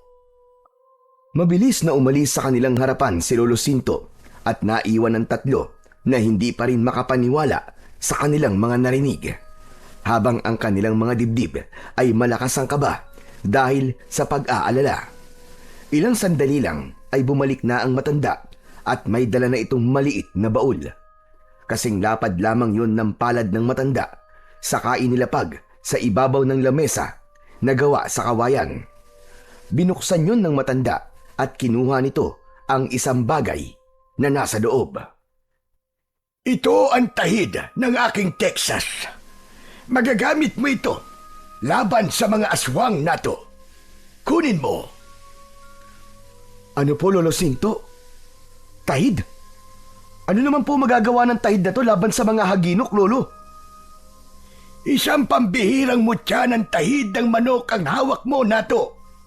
Nagtataglay yan ng walang kapantay na kapangyarihan na tatalo sa mga aswang. Hinaplos ni Nato ang tahid ng manok, pero nagulat siya nang biglang nagkaroon yun ng liwanag at bumalot yun sa kanyang kanang kamay. Lumitaw ang isang uri ng liabe na may talim na katulad sa tare ng manok. Naramdaman niya ang pagkakaroon ng liwanag sa kanyang mga mata. Mabilis niyang nahubad ang sandata na may pagtataka sa muka. Nawala rin ang liwanag sa kanyang mga mata at bumalik ito sa dating itsura na isang kulay itim na tahid. Teka. Paano nangyari yun, Lolo Sinto? Naging tari ang tahid ng manok. Ikaw lang nato at ang mga haginok ang may kakayahang makakita sa liwanag. Dahil ikaw talaga ang pinili ng engkantadong manok. Tigilan na po ninyo yan, Lolo Sinto. Hindi po ako makakapayag na lumaban siya sa mga aswang na yun. Mapapahamak lamang po ang asawa ko. Ngunit wala nang ibang paraan, Melen. Gusto mo bang mamatay na lang habang lumalaban sa mga aswang na yun? Kailangan niyong lumaban para sa buhay ng anak niyo. Lolo Sinto, handa po akong gamitin ng mutya kung para po yun sa kaligtasan ng aking asawa at anak. Wala na ngang nagawa ang kanyang asawa nang kunin niya ulit ang tahid ng manok at ikinulong yun sa kanyang palad. Sa kanya muling nakita ang malakas na liwanag sa kanyang kamay. Naluwa naman si Milen at bumakas ang takot sa mga mata nito. Hindi ko gustong gawin mo to, Nato. Delikadong kalaban ng mga haginok. Mapapahamak ka lang. Kaya nga kailangan niyong kumapit sa kapangyarihan ng mutya ng tahid ng manok. Dahil sa oras na sumapit ng gabi, malalagay ka na sa panganib, Milen. Dahil sa nalalapit na ang pagsapit ng gabi, naghanda ang lahat para siguraduhing ligtas si Milen. Naglagay ng mga patibong sa paligid ng bahay ang mga magulang ng kanyang asawa, habang si Nato naman ay naglagay ng mga pangontra sa mga aswang sa utos ni Lolo Sinto. Nagsimula na rin ang pananakit ng tiyan ni Milen. Hawak nito ang tahid ng manok sa kanyang palad habang naghihintay sa pagdating ng mga aswang. Si Lolo Sinto naman ay inasikaso ang nagli-labor na si Milen.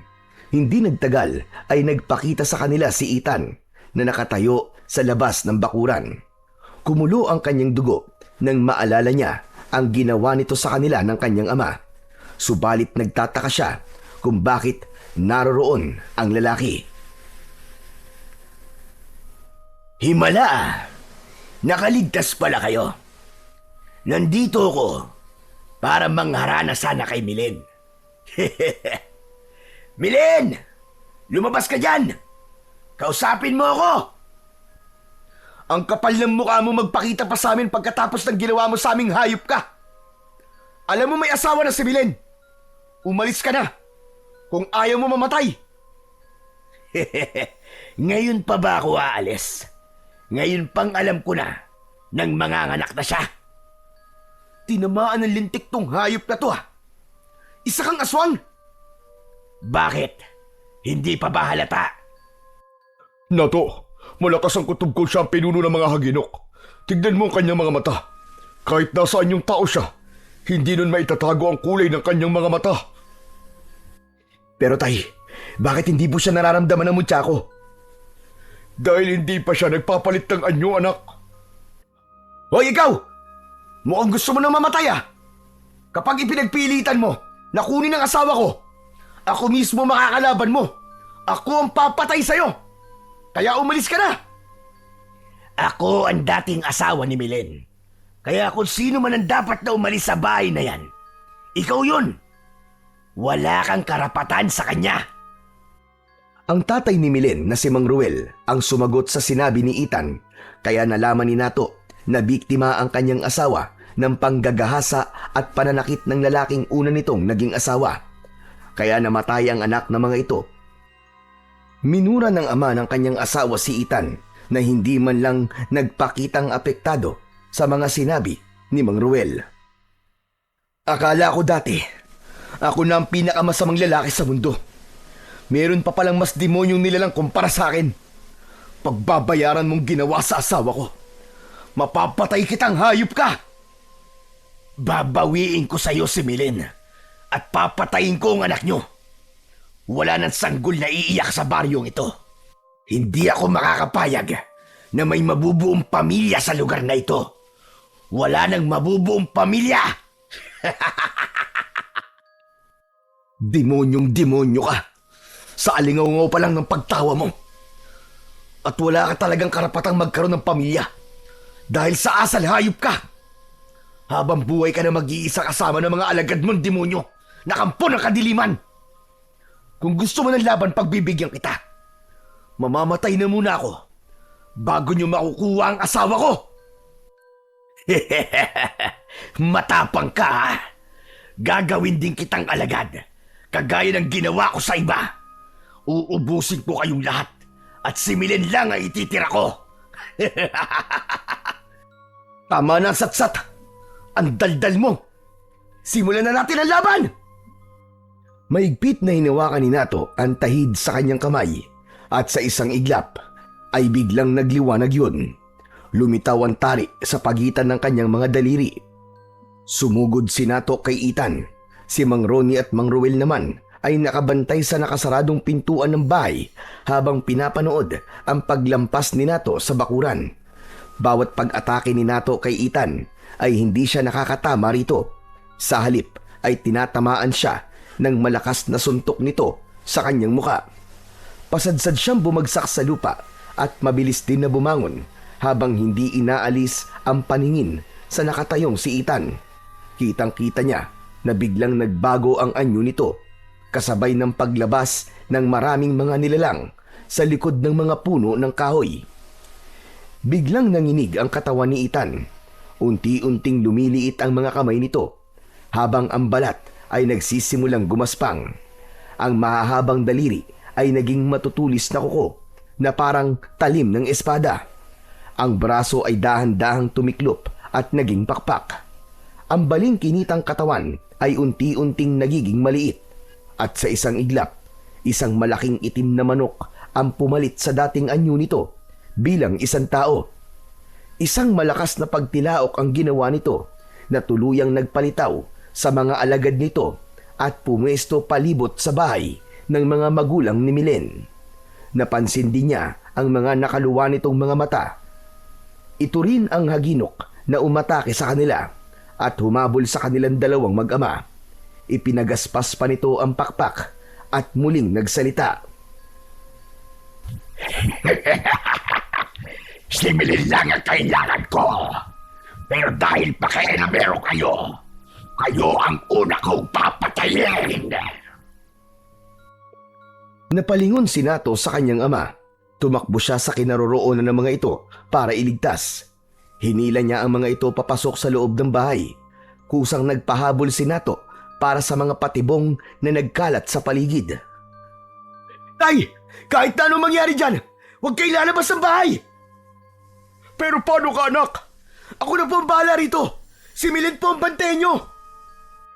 Hinintay niyang makapasok ang dalawa at hinarap ng mag-isa ang mga manok na nakapasok na sa kanilang bakuran. Habang naririnig niya ang malakas na boses ni Milen habang umiiri ito. Ramdam na ramdam niya ang paghihirap ng kanyang asawa. Kaya ang galit ay ibinuhos niya sa mga kalaban na nakatayo sa kanyang harapan. Habang ang ibang alagad ni Ethan ay nakahandusay sa lupa, dahil sa patibong na mga sibat na puno ng lason na kontra sa mga manok, katulad ng sibuyas. Kaya lalong nagalit si Ethan kay Nato. Akma na sana itong susugod sa kanya nang bigla itong natigilan sa nakitang liwanag mula sa palad ni Nato. Nanlalaki ang mga mata nitong napatingin sa kanya. Ano ang bagay na lumiliwanag sa kamay mo? Anak ng isang mutya. Kaya pala ang lakas ng loob mong kalabanin ako. Alam mo pala na mutyato eh.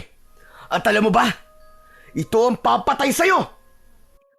Mula sa kamay ni Nato ay nakita niya ang kulay asul na liwanag mula sa tari. Ganon din ang mainit niyang pakiramdam sa kanyang palad. Biglang lumabas ang tari sa kanyang kamay at humaba ito na kasing haba ng sa espada. Napaatras ang iba pang mga haginok na wala ang masakit na sugat sa binti ni Nato. Siya na ang unang sumugod sa mga kalaban at hindi siya makapaniwalang bigla siyang kumilos. Sa paghagupit niya ng tari sa mga manok ay tumama yon sa leeg ng mga ito. Bumagsak ang mga haginok sa lupa. Nilapitan niya ang nakahigang manok habang walang tigil sa pagkikikisay na parabang nalalason. Nagpupumilit pa ang mga ito na makatayo para sana ay sumugod sa kanya. Pero naunahan na niya ang mga ito. Pinugutan niya ng ulo ang mga aswang ng sabay-sabay gamit ang tari na kasing talas ng labaha. Kumalat ang dugo sa lupa. Kasunod ang pagtakbo niya malapit sa bahay ng asawa. Halos maubusan siya ng lakas sa pagtadtad ng saksak sa iba't ibang parte ng katawan ng ibang mga manok na aswang na magtatangkang pumasok sa loob ng bahay nila Milen. Sige! Lumapit kayo! Nang ito na rin ang maging katapusan nyo! Alam kong ang iba sa inyo ay napipilitan na sumunod sa halimaw niyong pinuno. Pigilan nyo ang mga sarili nyo. Hindi kayo mga aswang. Isa kayong tao na ginawang manok ng lalaking pinagtatanggol nyo. Huwag kayong maniwala sa kanya. Ako ang pinuno ninyo. Sa akin lang kayo makikinig. Ngunit lingid sa kaalaman ni Ethan, ang paningin ni Nato ay biglang luminaw at hindi na mga manok ang nakikita niya sa mga aswang na nakatayo sa kanyang harapan, kundi mga lalaking may mabubuting kalooban at biktima lamang ng halimaw na si Ethan. Umatras sa mga ito at lumayo sa kanya. Ang natira ay ang mga tapat na alagad ng halimaw na si Ethan. Hayop ka! Tayong dalawa ngayon ang maglaban! Ako ngayon ang harapin mo! Sa paglukso ng mataas ni Nato ay kasabay ang pagkilos ng kanyang kamay na may tari. Iwinasiwas niya ang kanyang sandata sa ere at inatake si Ethan. Hanggang sa tamaan niya ito sa pakpak. Paulit-ulit niyang ginawa ang pag-atake sa kalaban. Ngunit naiiwasan ito ni Ethan. Tila alam nito ang epekto ng tari sa katawan ng mga aswang. Tumilaok ng malakas si Ethan habang nakatingala sa langit. Biglang nagsilabasan ang iba pang mga manok na nagtatago sa likod ng mga puno. Umikot naman sa ere si Nato habang isa-isa niyang inatake ang mga bagong dating na haginok. Pinagsasaksak niya ang mga leeg ng mga bagong dating na manok, habang ang ilang mga kalaban na umaatras sa laban ay nanatili na lamang na nakatayo sa labas ng bakuran. Yun ang mga taong may mabubuting kalooban at biktima lang ng sakim nitong pinuno. Hinarap ni Nato ang mga nilalang na sabay-sabay na sumugod sa kanya. Walang makalapit sa kanya dahil bawat tamaan ng kanyang mahabang sandata ay wakwak ang tiyan na bumabagsak sa lupa habang nagkikikisay na parang nalalason. Anak! Sa likod mo! Lumabas si Mang Ronnie para tulungan si Nato sa pakikipaglaban. Hinarap ni Nato ang malaking manok na lumipad papunta sa kanyang likuran. Dahil sa hindi maipaliwanag na liksi ng kanyang katawan, maagap niyang sinalo ang pagbagsak ng manok. Tinumbok niya ang dibdib nito ng kanyang tari. Bumaon ang talim nito sa dibdib ng kalaban at umagos ang dugo nito sa kanyang mga kamay. Nawala si Ethan. Hindi mahanap ng kanyang mga mata. habang abala pa rin ang kanyang ama sa pagharap sa kalaban gamit ang karet na ginamit ni Lolo Sinto. Tila may malakas na puwersang nagtuturo sa kanya na itaas ang tari sa ere. Kaya yun na nga, itinaas ni Nato ang kanyang kanang kamay na may tari at lumikha yun ng isang malakas na liwanag. Umikot ang liwanag sa katawan ng mga natitirang haginok. Isa-isang bumagsak sa lupa ang mga manok na aswang habang nagkikikisay ang mga katawan. Bumubula ang bibig at nilalabasan ng dugo sa tenga. Bumalik ang mga ito sa pagiging tao. Nakadilat pa ang mga mata at may bahid ng mga dugo sa hubad nilang mga katawan. Hindi halos matignan ni Nato ang mga nagkalat na katawan ng mga lalaki habang wala na itong mga buhay. Ang bihira! Paano mo nagawa ang bagay na yun, Nato? Si Lolo Sinto ang sumagot sa tanong ni Mang Roni.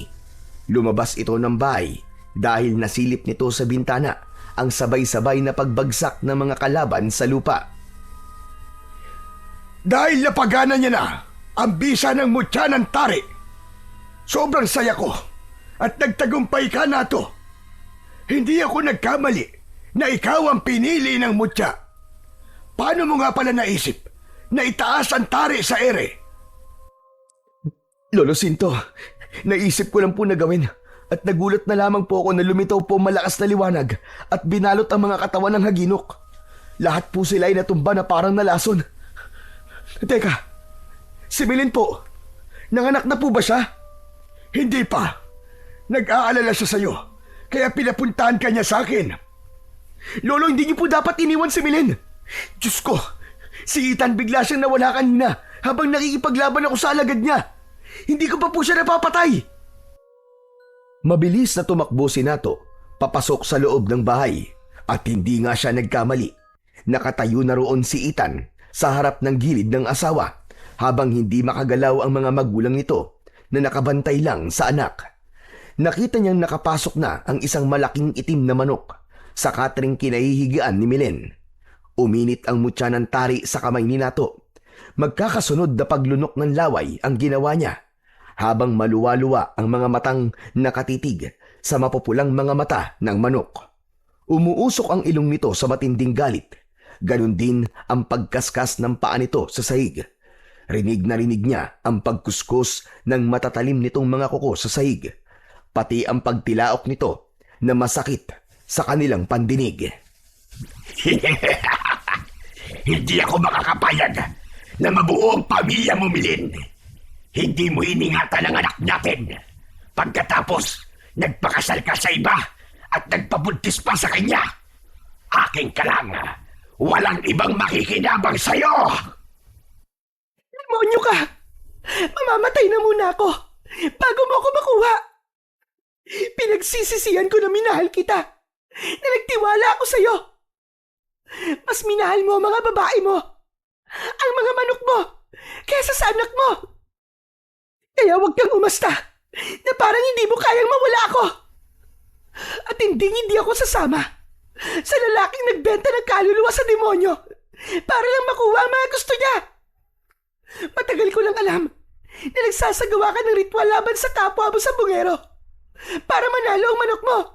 At bilang kapalit, ay inaalay mo ang mga buhay nila sa sinasamba mong demonyo. Tumigil ka! Sinong ipinagmamalaki mo? Ang lalaking ito? Naaamoy ko sa kanya ang pagiging sabongero niya. Kaya huwag kang umasta na parang ako na ang pinakamasamang nilalang na nakilala mo. Nagawa ko yun dahil alam kong iiwan mo na ako. Dahil masama ka. At yun ang totoo. Kung hindi ka mapupunta sa akin, papatayin na lang kita kasama ang anak mo. Ibinuka ni Ethan ang pakpak nito para atakihin ng tuka ang tiyan ni Milen. Pero naging maagap sa pagkilos si Nato. Mataas siyang tumalon sa ere upang harangan ang pintuan ng silid ng asawa. Nakapasok sa loob si Sinto.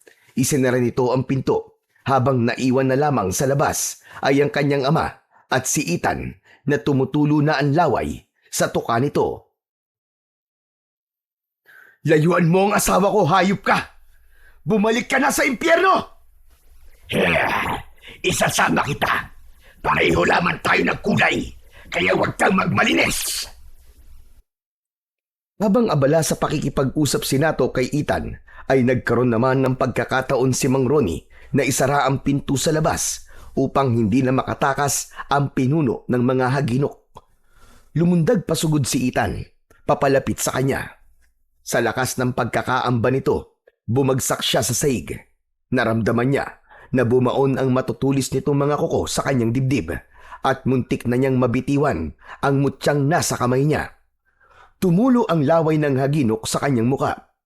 Habang ang mabahong amoy ng bibig nito ay nalanghap ni Nato, itinaas niya ang kanyang kamao at isinuntok sa muka ng nakadagan sa kanya na aswang.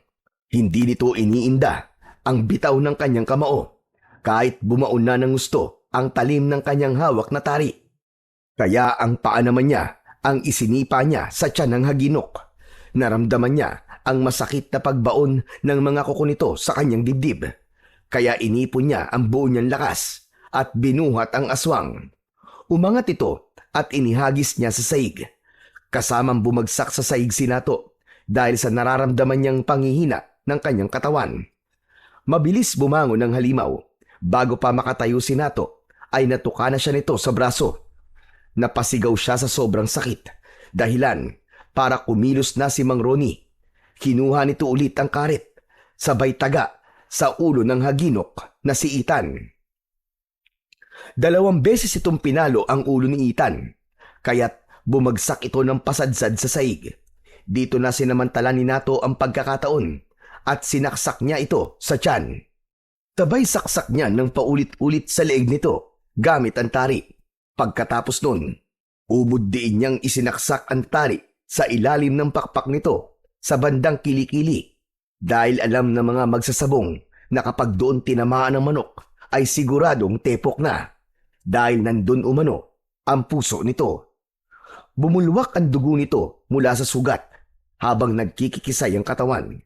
Ay bumula pa ang bibig nito at lumabas ang malapot nitong dugo sa ilong. Hindi pa siya nasiyan at tuluyan niya na itong pinugutan ng ulo. Nang makatayo siya sa saig, ay ubod lakas naman niyang sinipa ang pugot nitong ulo at lumusot yun sa nakabukas na bintana kung saan ay dun din ito dumaan. Naramdaman ni Nato ang paghilom ng kanyang mga sugat, kasabay ng pag-iyak ng sanggol sa loob ng silid ng asawa. Ang akala niyang isa lang ay 2 pala. Kambal ang kanyang anak kay Milen. Sa sobrang tuwa ay halos sirain ni Nato ang nakasaradong pinto ng silid ng mga ito. Umiiyak na napalapit siya sa kanyang mag-iina. Pawisan si Milen at umiiyak na nakatingin sa 2 malulusog na bagong silang na sanggol. Parehong lalaki na nagpapaligsahan pa sa pag-unga. Ngayon, natapos na ang paghahari ng mga aswang. Magagawa na nating maiuwi si Milen. Hindi na muna, tay. Wala nang banta ng panganib sa kanila. Dito na po kami titira ng asawa ko. Walang sabungan at tahimik ang paligid. Tignan mo, mahal, ang mga mukha ng anak natin. Ang popogi nila. Kamukhang kamukha mo silang 2. Diyos ko. Tatay na ako, mahal. Salamat. Maraming salamat. At hindi mo ako sinukuan, mahal. Hindi mo rin naman ako sinukuan eh. Ay hala. Tabi nga muna na to, tabi muna. Baka mamaya langgamin pa yung mga apo ko. Saka na kayo maglambingan. Kapag 2 na lamang kayo ni Milen. At marami ang naiinggit. Sabay tingin ito sa nakatayong si Mang Ronnie. Sabay-sabay silang nagtawanan na parabang walang nangyari. Bigla na lamang silang nakarinig ng mga taong nagpapasalamat sa labas ng kanilang bahay. Bumalik na sa dating anyo ang mga haginok na hindi lumaban sa kanya. Sobra ang mga itong nagpapasalamat sa ginawang pagliligtas ni Nato sa mga ito. Muling lumabas si Nato sa bahay at pinagmasdan ang mga nagkalat na katawan ng mga haginok habang unti-unting nasusunog ang katawan. Nawala ang bakas ng mga aswang sa lupa. Nang gabing yun ay natapos ang paghahari ng mga haginok.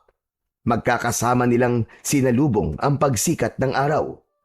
Muling nakabalik sa kanilang mga pamilya ang mga lalaking nabihag ni Ethan. Dala ang isang aral na natutunan.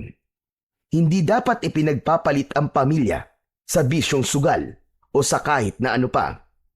Pahalagahan ang mga mahal sa buhay dahil sa huli, sila rin ang dadamay sa iyo sa oras na kailangan mo ng pagmamahal at pag-aaruga ng isang pamilya. So yun na po mga idol, sana po ay nagustuhan nyo ang ating kwento sa araw na ito. Ngayon naman po ay dumako na po tayo sa inyong pinaka-nire-request at pinaka-hinihintay na shoutout portion. Pero bago po yun, pasensya na po pala sa mga hindi po masa-shoutout ngayon. Pero pipilitin ko po na sa susunod na kwento ay maibibigay ko na po ang inyong request. Ano pa pong hinihintay natin? Ito na po. Shoutout po at maraming salamat sa inyong suporta. Sunny Daniva from Antipolo City.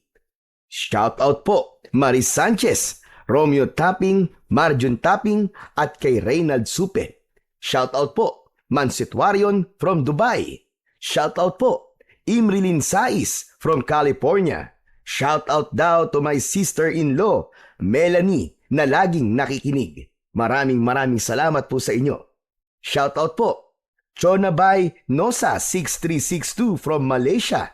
Shoutout po Josephine Escanilla from Switzerland. Maraming salamat po sa mga OFW dyan sa Switzerland at Malaysia. Shoutout po Sheena Marmol from Santa Rosa, Laguna. Shoutout po sa inyo dyan sa mga taga Santa Rosa. Shoutout po Jerome Avila. Shoutout po Akira Joem from Taguig. Maraming salamat po sa inyo. Shoutout po Victoriano Santos na nagka-carwash habang nakikinig from Florida, USA. Maraming salamat po sa inyo dyan sa Florida. At syempre, shoutout po Martin Niepe. Shoutout daw kay Martin Lumbo at paring Chris Morada at sa lahat ng katrabaho ko sa gotohan ni Bem at Alex from San Mateo, Rizal. Maraming salamat po sa inyo dyan sa San Mateo. At syempre, shoutout po Precious Irishalgo. Shoutout po Tistis from Hong Kong. Shoutout po Lorena Cosin from Kuwait to Guimaras. Hello po sa inyo dyan sa Kuwait at sa Guimaras. Maraming salamat po sa walang sawa niyong suporta at pakikinig. Shoutout po Doroteo Austria. Maraming salamat po.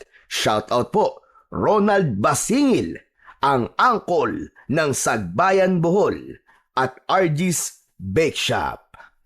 Muli po, maraming salamat po sa inyong walang sawang suporta at pakikinig ng mga kwentong aswang at katatakutan sa aking munting channel na The Voice Addict at Apong Isaac.